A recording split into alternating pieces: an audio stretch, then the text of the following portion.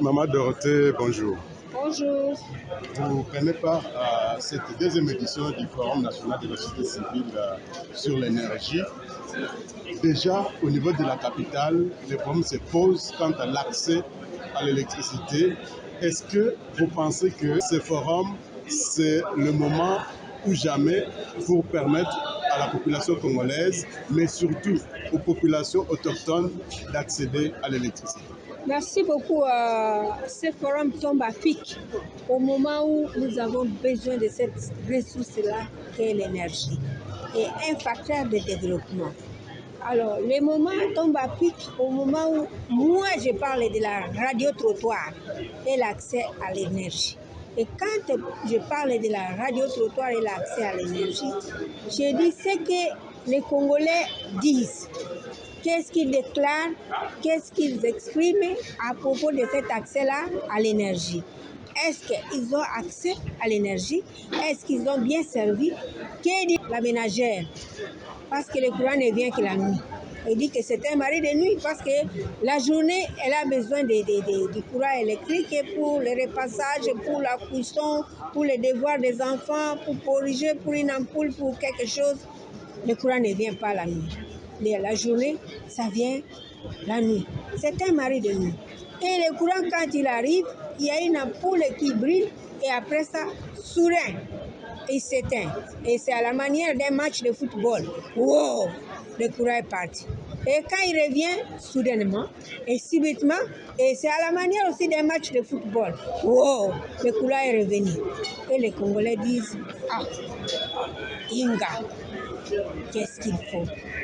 Il y a beaucoup d'acronymes, FEDER, Déparinique, délestage, beaucoup de choses, raccordement, cabine, ainsi de suite. Et c'est ça que je vais élucider au cours de ces forums, de la perception de l'accès des communautés locales et peuples autochtones, des Congolais moyens, des communautés au niveau rural, parce qu'il n'y a pas d'énergie, et pourtant Ingela, et pourtant il y a des micro-barrages, Chopoela, Zongo, Mukukalukula, Koni, Mwandigusha, et les communautés n'ont pas accès à l'énergie.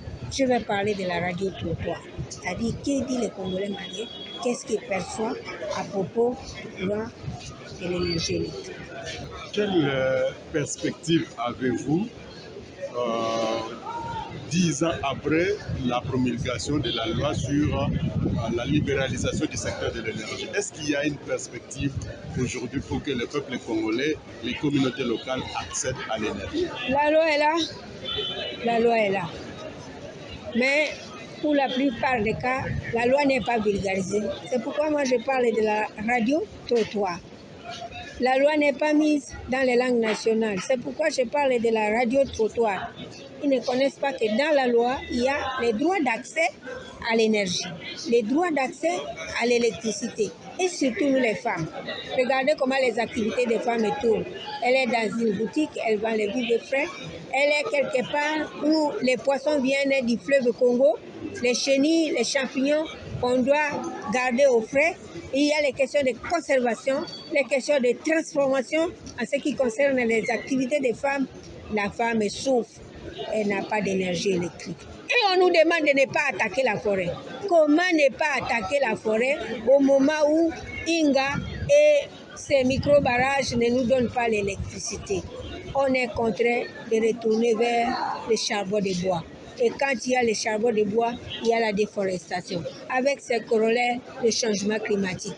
Et quand il y a ça, le bois est là, la forêt est en train de partir. En même temps, nous perdons les produits forestiers non liés. Et nous avons les questions de changement climatique. Il fait tout. Et avec ça, nous n'avons même pas d'alternative. Quand la forêt est partie, le soleil darde.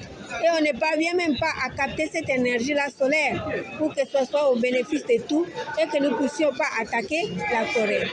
Et il y a des questions qui concernent les énergies propres, comme dans tout coin de rue, vous allez écouter les Congolais moyens avec la radio trottoir, Mbabola économie. Ces braseros-là pour utiliser peu de charbon, ça ne suffit pas. Et à la fin de ces forums, nous devons sortir des recommandations bien fouillées à l'État congolais, aux partenaires, à ceux qui viennent aussi avec une autre forme, du côté des privés. Et les privés, quand ils arrivent avec un courant prépayé, il y a d'autres Congolais moyens qui ne sont pas capables d'avoir ça. Donc, nous devons étoffer et créer l'accès. Aussi, c'est un domaine très complexe, très scientifique, pour la production du courant électrique. Les études, la filière là aussi doit être appréhendée par les femmes pour que nous puissions avoir le renforcement des capacités dans ce sens-là.